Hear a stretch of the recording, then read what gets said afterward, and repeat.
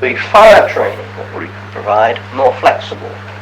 As you know, in the past, this has basically revolved around a national network of firegrounds, ranging out in Scotland, but about 10 or 12 others in south of the border. Typically a one-day course.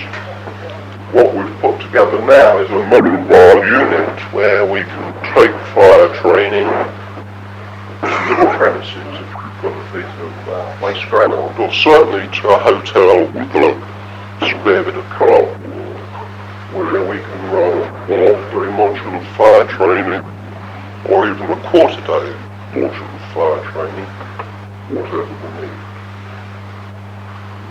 And this is proving particularly important in connection with the increasing amount of retail training, where an employer wants an element of fire training to be built into that. And the last area of development is indeed retail training.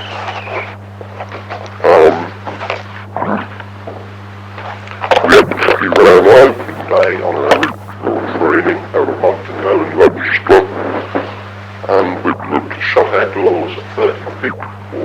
Most of the major companies represented there, and a number of regional distributors. A lot of the training is in response to the new regulations for the construction and staffing of forecourts.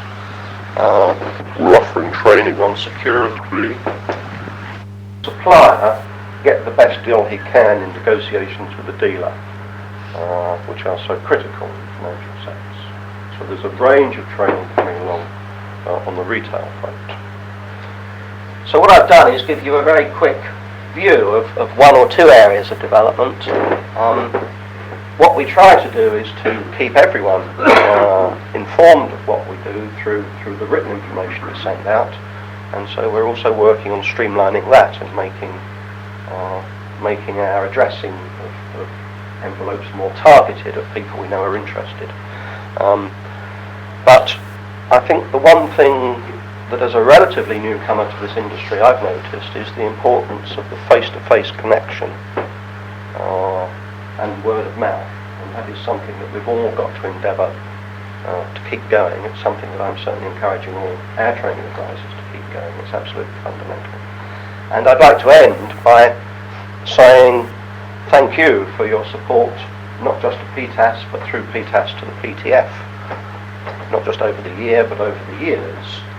The real strength of training in our industry is at the roots, at the grassroots. It's because through meetings such as this, we readily hear of what's coming up, what the concerns are, what the needs are, and so that we can react, at least hopefully we can react speedily and appropriately. So do please keep saying what it is that is causing you problems, keep saying what your needs are, what your concerns are. Say it, if you're not a committee member, say it to a committee member, or ring me at the PTF office, whatever. But it is fundamental for the continued success of training in our industry that we hear from you. Thank you very much.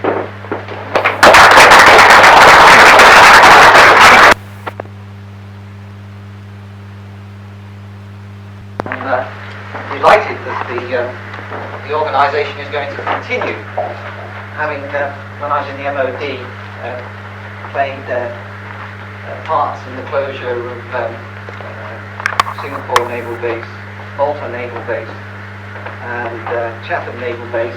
I thought my arrival here was the absolute kiss of death on this organisation. I'm also, ladies and gentlemen, delighted to be in Scotland, especially as nobody asked for my passport last night. God is obviously a Scot, judging by the weather. My partner is a Scot, and so I do have some love of the country. It's golf courses, it's fishing, and it's quite magnificent scenery. Questions are welcome, believe it or not. I'll ask Keith to take down any any notes or anything that I can't answer, which will probably be that. And what I will try and do is then, for the benefit of you all, get an answer to keep which is as full as we can make it in government or authorities or whatever you want to call us, and we'll take it from there. I did a course yesterday at Southampton College of Technology at Warsash. The weather was absolutely foul when I drove there and back yesterday afternoon. And much to my absolute amazement, I got there and I was expecting 16 people from BP. Well, there were 15 people from BP, but they were BP, Britain and Europe. And my normal line of saying some harsh words about the European Community, Union, Free Trade Area, Common Market, or whatever you wish to call it, had to be tempered. There is a good deal of activity going on in transport of dangerous goods, new regulations, and the department does appreciate the opportunity to talk with the professionals. And what I've tried to do today is to I've given you three handouts. I won't talk to them. I have a separate speaking group. You may get a chance to look at those handouts. And if any of you wish to raise any matters with me, feel free to write, phone, fax, and I'll take them up. I mean, gentleman there, rather nice tie, which I look great. Raised the matter with me before we started this morning, and I will take that away and do something about it next week. And if you have any points at all on the handouts that you wish to take up with me on a personal basis, feel free. My number is 071 276 4936, and the fax number is exactly the same except the last 4 digits are 5241. I'm sorry to discover today that PTF has ceased to fund PTF. It's a bit of a surprise to me. I would point out to you all that I have some additional handouts which I hope Keith might be able to run off for you. And if you're buying in training, I have a list of the people who provide driver training. Now, I off the record, pin that thing off. The Department of Transport is concerned, and government is concerned, and although I cannot speak for politicians, when I say government, I include our colleagues in the Health and Safety Executive. We often try to sing out the same hymn sheet. Occasionally we'll see the hymns got crossed in the translation, a bit like Eric Morecambe's wonderful crack of I am playing greedy. All the notes are there, but not necessarily in the right order. We are concerned about this significant part of the UK economy, and frankly, it is a concern to us, all these regulations, new regulations, and what have you, that's pouring out of Europe. So what is our policy? That's what you want to know.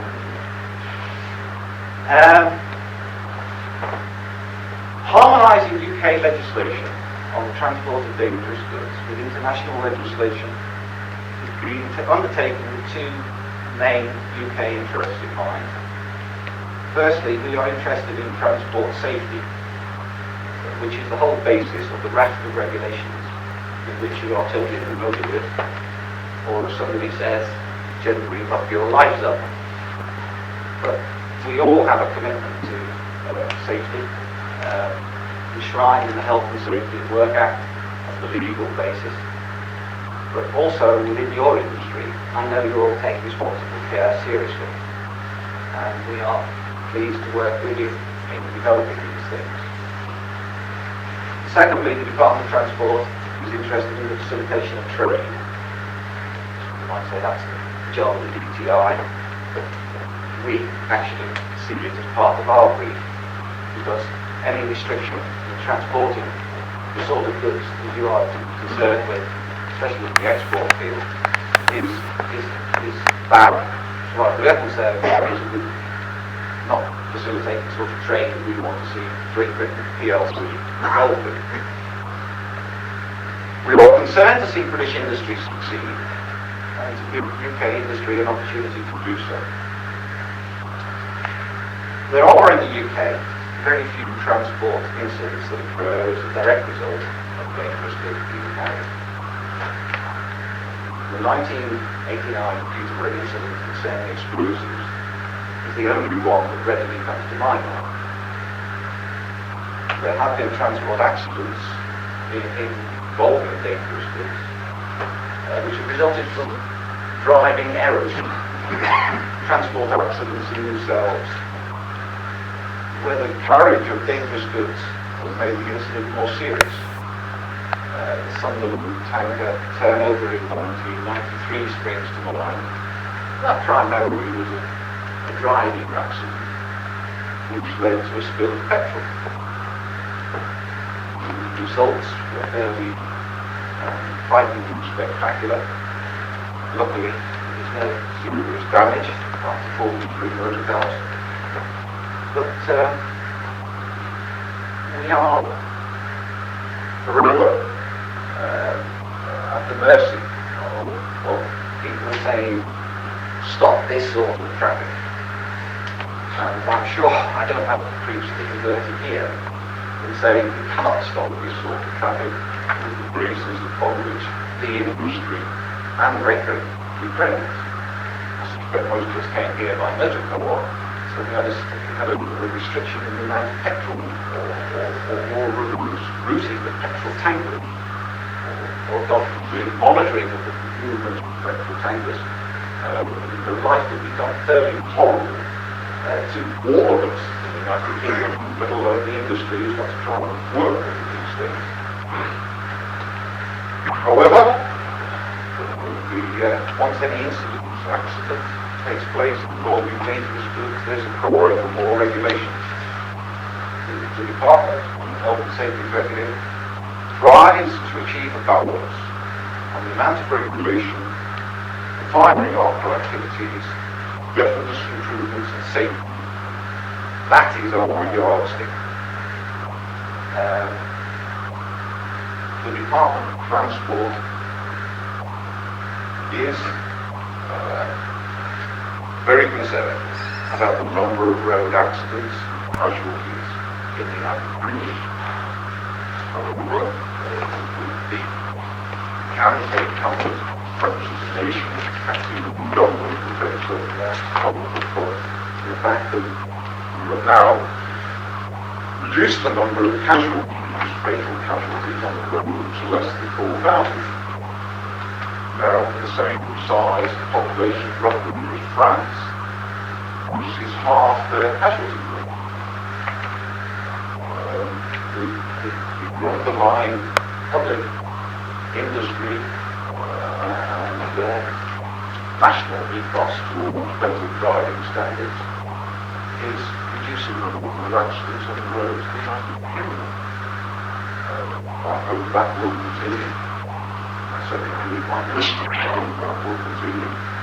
And we wish to try and tailor new safety and British safety requirements to look at will it achieve an improvement in safety and coverage of dangerous goods, or is this being tied up with better driving standards? Our primary aim in France that I work for is to conserve the safety aspect, not the driving standards of it. As I said, you are all aware that there is a powerful public lobby aided by a news-hungry media which will call the moment calls if we're not very careful. Such controls may make your life more difficult. Driving safety, people, the public, preconceived views on the risks involved in transporting dangerous goods, industry must maintain high levels of safety standards and high levels of standard work. Vigilance must not be allowed to drop. I'm sure I have more support from all this. Turning to harmonization of legislation, there are worse which must be borne in mind. The Ukraine has played a leading role for many years in the work of the United Nations to give experts to the transport of dangerous goods. The UN committee produces the recommendations, which are printed every 2 years in the Orange Book, which you're all familiar with that. As a matter of interest, my boss, Mr. Granger, is the current chairman of the UN committee of experts. His term of which is likely to last for another 2 years. The personal election by fellow national experts has nothing to do with the fact that it's UK and Europe. It's something that was France was asked to take up by the people who UN committee of experts. The UK is also a signatory state to the various international codes and agreements concerning the transport of dangerous goods on international journeys. I listed them off quickly: the ADR agreement for road transport, the grid agreement for rail transport, the IMDG for sea transport, ICAO for road transport, and there is an ABN on land waterways, and the agreement on land waterways. Very significant in Europe. Many of you sat in the boat with Rhine and seen some quite significant what I would call small oil tankers, things or barges carrying up the Rhine, some 11,000 tons carrying petroleum, chemicals involved. The traffic is conducted in Europe on that. We play a part in working with the ADN as well. Finally, to the heavy side, the UK is a member of the European Community. The EC Commission's interest in the transport of dangerous goods dates from the report to the European Parliament in 1986. The Commission decided that it would plug any gaps in local regulations. How you reflect this in writing up my speech before that machine on is could be argued, are there any gaps? Or was the Commission looking for a road? There are times when we feel it was the latter. Progressively we are part of unity, but play by the rules. Certainly I want to see the European Act. Ranting and raving and believing a hand instrument of some description and shouting no, no, no is no longer an option. We've got to take part in the discussions. We've got to try and temper with our experience, gain the discussions with the industry on what any proposal really means for the industry in the wider sense, not just UK industry, but the dangerous goods industry, chemical, petroleum industry, on a European basis. And